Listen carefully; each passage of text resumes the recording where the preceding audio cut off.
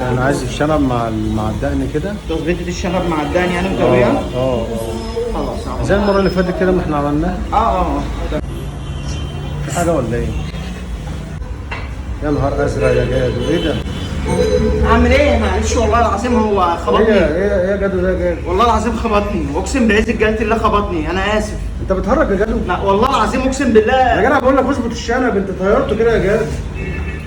انا مش عارف اعمل ايه بس والله العظيم. ايه يعني يا جدعان؟ ايه اللي طب بص اصبر بس، اهدى بس هنعملها بصبر. واحنا اول مره نعمل كده يا جدو. معلش والله العظيم هجيب كده ازاي؟ منك لله كمان والله. ايه يا جدعان ده يا جدعان؟ ايه ده؟ معلش طب بص انا هنعملها بالصبغه. هنعملها صبغه ايه يا جدع؟ بيقولوا لك بالشنب طار خالص. يا نهار ازرق. معلش اعذرني انا مش عارف اقول لك ايه. طب انا مش عارف يعني.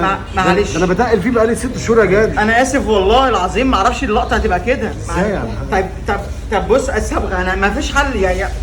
حل ايه يا جدعان؟ انتوا بتهرجوا يا جدعان. يا عم الله يسامحك يا جدعان. بتهرجوا يا جدعان. معلش خلاص اهدى بس اهدى ايه وبعدين يا جدع؟ اهدى بس ازاي؟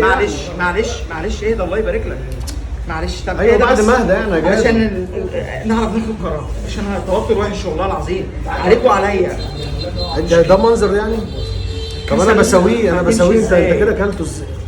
وانت مش فاتح يا ريس؟ والله ما خدت بالي. مش خدت بالك يا الله يسامحك يا عم الله يبارك لك. انا باخد. طب انا تاخد ايه منك لله؟ انت بتعمل ايه يا عم؟ انت بتعمل ايه يا عم؟